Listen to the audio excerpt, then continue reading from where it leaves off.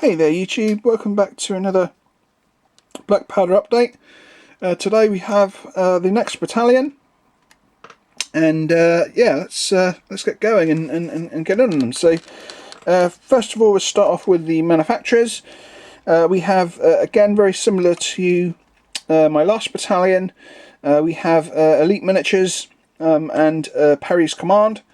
So basically the command base here is Perry's, and the drummer here is Perry's, and everyone else is Elite. Give you the blurb. So these chaps are the 7th Belgian line. They numbered 701 troops, and they are commanded by Lieutenant Colonel F.C. van der Sande. And of course these chaps are from the 1st Brigade, 2nd Netherlands. And let's get going. So I'll give you a little sort of zoom in on the actual battalion before we get going. So let's start off with the first company of troops, and these guys are the Grenadiers. So as you can sort of tell, that they kept a little element of their French formation, and the fact that these guys have got, although I suppose you could also say that they kind of follow the British as well, because they have their Grenadiers and they have their light company, which are obviously the equivalent of the Voltigeurs. So I don't know which particular formation they're keeping, but you'd imagine it would probably be French influenced, assuming that they used to be allied with the French. But here we have the standard British kit version of the uniforms that Elite seem to like doing. So we have all British gear apart from the French backpacks, including British long coats, and of course the only real difference to mark these guys out as Grenadiers is the red plumes and red cordage on their shakos. And of course the main difference between these guys and Belgian is literally just the design of their shako. They have their shakos on the side of their plumes on the sides of their shakos, rather than the Dutch that prefer to have them on the top of the shako. So that is the Grenadiers. Then we'll have the 4th company of troops. Again, these guys have the white plumage and the white cord, and other than that, exactly the same. British gear, French backpacks, and of course all Elite. Now again, these guys were all in one position. Sometimes Elite have 2 or 3 positions that they sort of mix and match with figures when you get by a battalion pack, but these chaps seem to be all moulded into the one position. So let's go on to the light company now.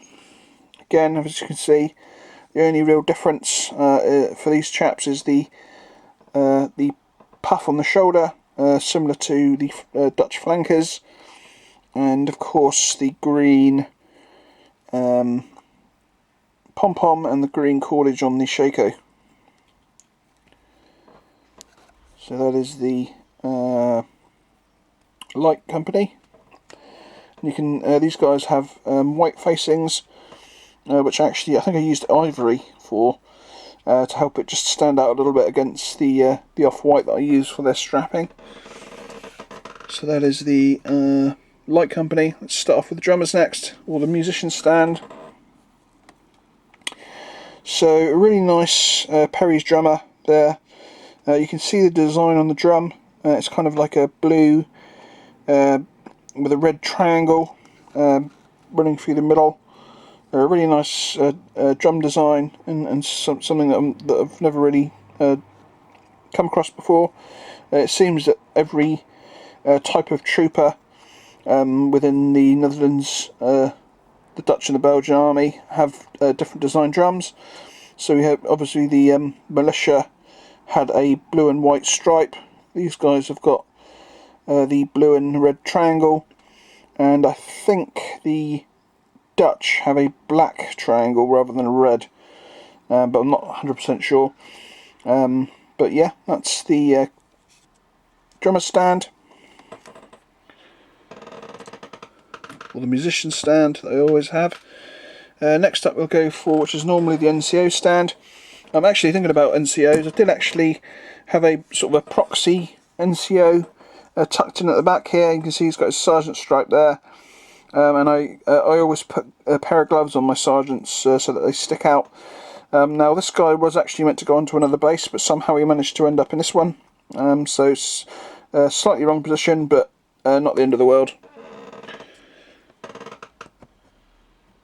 Let's go back to what would normally be the NCO stand, and as you can see, again similar to my last battalion, I've actually put a one of the elite officers on to the stand instead.